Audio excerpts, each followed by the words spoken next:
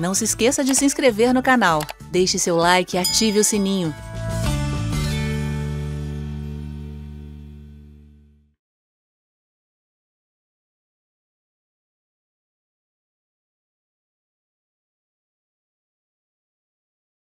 Eu acho que a santidade é um processo. Ela tem uma questão de status.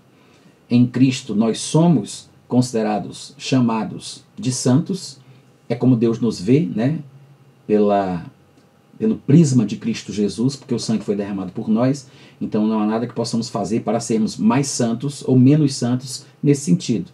Mas existe também o lado experimental da vida, né? A questão da santificação, que é um processo pelo qual todos nós estamos passando, em maior ou menor grau, numa área ou noutra área. Todos nós estamos nos santificando. Sempre estamos abrindo mão de uma coisa ou outra que nos atrapalha em nossa carreira. Às vezes são apenas pesos, outras vezes são pecados. Lá em Hebreus ele fala que a gente tem que se esforçar para se desfazer dos pesos e dos pecados que impedem a nossa caminhada. Às vezes uma coisa não é nem pecado, é apenas um atrapalho, uma distração, ele chama de peso, né? É uma coisa que nos atrapalharia de correr. Ou seja, quando você vai correr, você tem que ter a roupa própria, né? Mais leve possível, que lhe possibilite fazer aquilo com êxito. Então, correr de terno, de paletó, de sobretudo, com pesos, só nos atrapalha. Então, o processo de santificação, ele é um processo, né? Como a própria palavra já diz, mas ele vai além de você simplesmente não fazer certas coisas. Às vezes a gente pensa que a ação indevida, não isso, não aquilo, mas quando você sabe que tem que fazer o bem e não faz, você também está pecando, né? A Bíblia diz, aquele que sabe que deve fazer o bem e não faz, peca. Então, às vezes, o processo de santificação também entra na área das coisas que a gente deixa de fazer, que a gente não faz, né? Perdoar, amar, ter compaixão, etc. e tal. Agora tem uma coisa interessante em relação à questão da santidade ou santificação. Muita gente se confunde com isso e eu conheci muitas pessoas que se desviaram por causa de pecados que cometeram ao longo da sua caminhada cristã. E muita gente acabou achando que talvez não tivesse nascido de novo de verdade e que não fosse crente por causa do tipo de pecado que cometeu. E acabou indo para o mundão porque achava que estava se enganando. Mas lá em 1 João, no capítulo 1, nós temos o remédio para esse tipo de problema. Porque ali em 1 João, e eu acho que muita gente não entende esse texto, ele fala exatamente sobre esse assunto. Ele diz que se nós que somos crentes, que confessamos Jesus como Senhor, viermos a pecar, ele diz que nós temos um advogado, que é justo, e se ele advoga a nossa causa, é porque ele faz isso com base legal, ou seja, é um direito que nos foi conquistado. Não há nenhum tipo de corrupção, nenhum tipo de coisa ilegal sendo feita. Ele advoga a nossa causa porque é um direito nosso. A dívida já foi paga, então ele advoga a nossa causa. Ele é o advogado, Jesus o justo do mundo todo.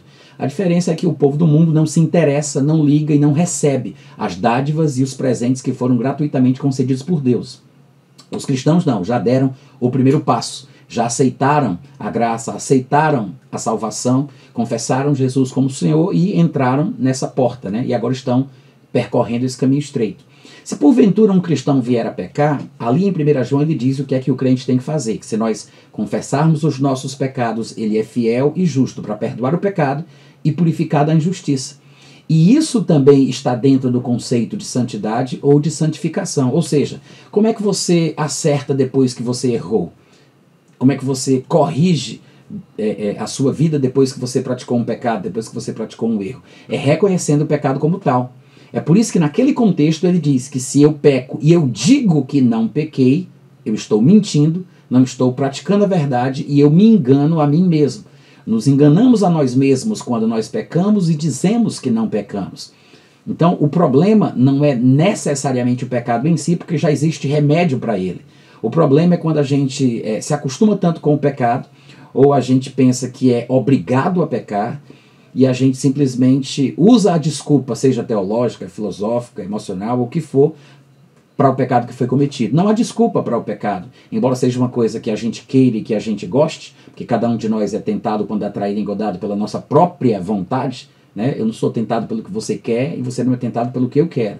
Você não é tentado pelo meu gosto e eu não sou tentado pelo seu. Cada um é tentado pela própria vontade, concupiscência, cobiça. Então, há coisas que nós queremos, carnalmente falando, que é exatamente por isso que às vezes cedemos. Mas, quando a pessoa peca, a única forma de corrigir, de acertar, ou seja, continuar no processo de santificação, é reconhecer o pecado como tal. Não adianta dizer, não, mas eu explico, Freud explica, meu amigo explica, dá para explicar. Não, mas deixa eu... Não existe justificativa para o pecado. O pecado é pecado e quando você peca, você tem que reconhecê-lo como tal. E isso faz parte do processo de santificação. E talvez alguns, por não entenderem isso, acabaram se desestimulando da sua vida cristã e desistindo de si mesmas, chutando o pau da barraca, indo para o mundão, achando que estão vivendo uma vida que não é digna, porque não merecem, porque não estão fazendo por onde, são hipócritas, talvez não tenham nascido de novo, aí Satanás entra no caminho e a pessoa acaba endurecendo o coração e se afasta com vergonha de Deus, ou talvez até com vergonha dos irmãos, não sei, né? Mas o fato é que muita gente boa, por não entender esse princípio de santificação registrado em 1 João, da confissão do pecado, e claro que isso só acontece depois que o pecado é cometido, ninguém confessa pecados que não cometeu, as pessoas acabam enfraquecendo na fé. E o que é interessante também ali de 1 João é que ele mostra que quem não está na luz peca e quem está na luz também pode pecar. E a diferença entre os que pecam estando nas trevas e os que pecam estando na luz é porque somente quem está na luz é que tem a purificação dos pecados.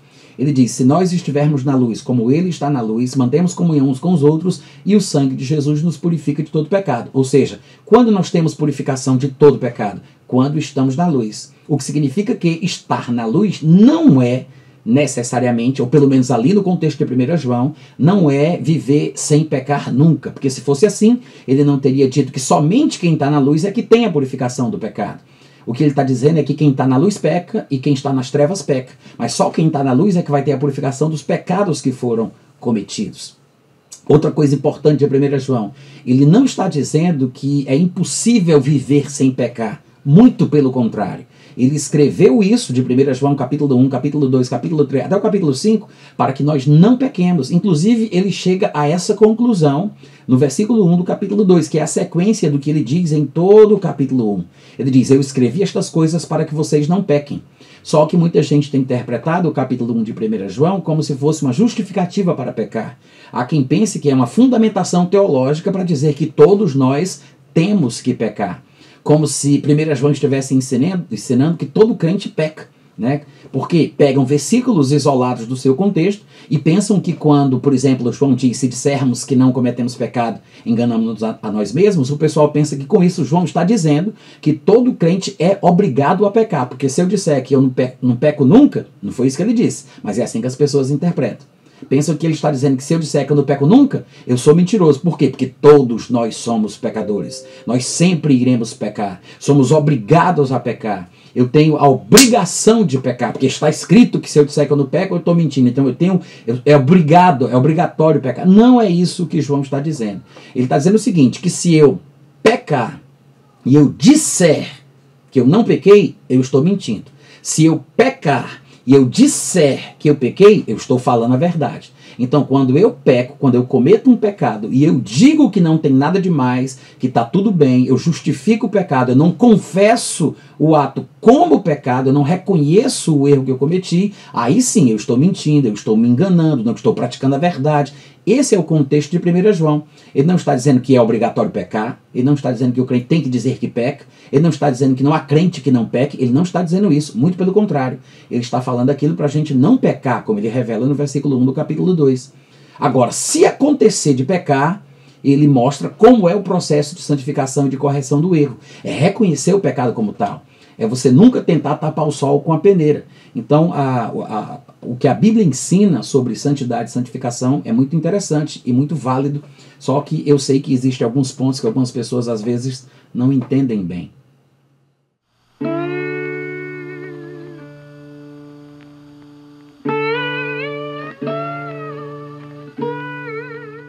Este é um trabalho independente e conta com a ajuda das pessoas que têm sido abençoadas por ele. Se você quiser fazer parte do grupo de mantenedores desta obra, se informe das opções disponíveis na descrição deste vídeo. Agradecemos pela atenção e pelo carinho. Deus abençoe.